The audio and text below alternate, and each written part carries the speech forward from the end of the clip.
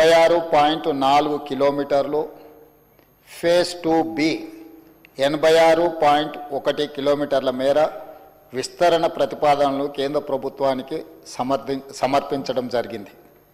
Hyderabad metro విస్తరణకు ప్రస్తుతం ఉన్న ప్రత్యేక పరిస్థితిని సభలో వివరంగా చర్చించడం శ్రీధర్ బాబు గారు వివరించడం జరిగింది. ఫేజ్ 1 మెట్రో నిర్వహణలో ప్రైవేట్ నిర్వహణలో ఉండగా కేంద్ర రాష్ట్ర ప్రభుత్వాల సంయుక్త భాగస్వామ్యంతో ఫేజ్ 2A అండ్ B ప్రభుత్వ ప్రాజెక్టుగా చేపట్టేందుకు ఎదురవుతున్న సాంకేతిక చట్టపరమైన నిర్వహణ సమస్యల్ని దృష్టిలోకి తీసుకోవడం జరిగింది.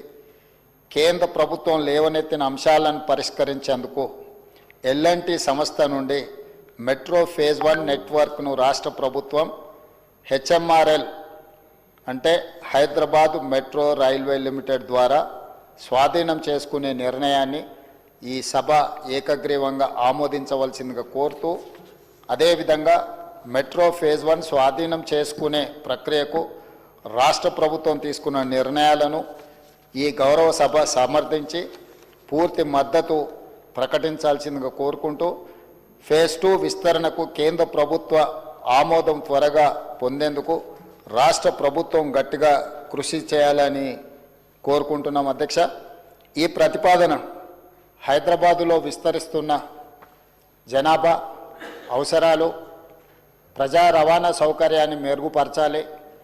ఈ మెట్రో నగరాన్ని అంతర్జాతీయ స్థాయిలో గుర్తింపు తేవడానికి అవసరమైన కార్యాచరణను ప్రణాళికల్ని మన రాష్ట్ర ప్రభుత్వం రచించుకున్నది. కాబట్టి ఈరోజు మెట్రో విస్తరణ జరగాలి అని అంటే కేంద్ర ప్రభుత్వం రాష్ట్ర ప్రభుత్వం కలిసి విస్తరించాలి. విస్తరణకు అవసరమైన విధి విధానాలను కార్యాచరణను ముందుకు తీసుకువెళ్ళాలి అని అంటే ఫేజ్ 1ని L&T సంస్థ నుంచి రాష్ట్ర ప్రభుత్వము స్వాధీనం చేసుకోవాల్సిన పరిస్థితులు ఉత్పన్నమైనవి. అందుకోసం ఈరోజు మెట్రో 1ని L&T నుంచి రాష్ట్ర ప్రభుత్వము స్వాధీనం చేసుకోవడానికి అవసరమైన తీర్మానాన్ని ఈరోజు సభలో ప్రవేశపెట్టడం జరిగింది.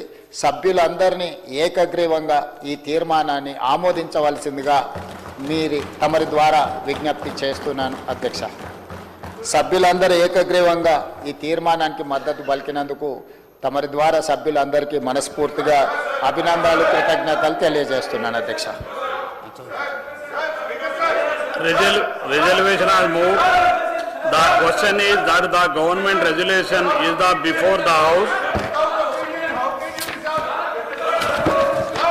Those who are for the resolution, please say aye.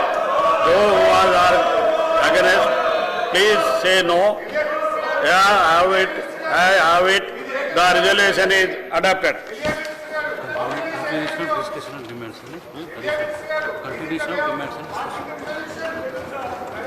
Continuation of discussion of demands. Harish Rao garu, continuations of demands మీద మాట్లాడండి. హరీష్ రావు గారు. స్పీకర్ సార్ ఒక రిజల్యూషన్ ను ఏకగ్రీవంగా పాస్ చేయాలంటే మా అభిప్రాయమే తీసుకోకుండా మీరే ఏకగ్రీవంగా ఎట్లా పాస్ చేసుకుంటారు సార్? సభ్యులు అంగీకరించినందుకు మేము ధన్యవాదాలు తెలుపుతున్నామని ఎట్లా చెప్తారు sir? Sir, this is not the way of passing the resolution sir.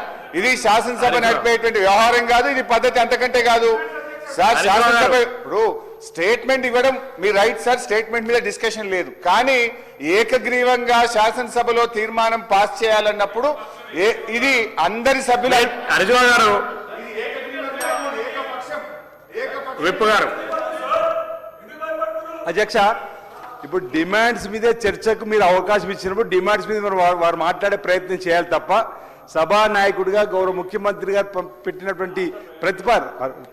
ప్రతిపాదనను రాష్ట్ర ప్రయోజనాలు దృష్టిలో పెట్టుకోండి. వారి హయాంలో జరగలేదు.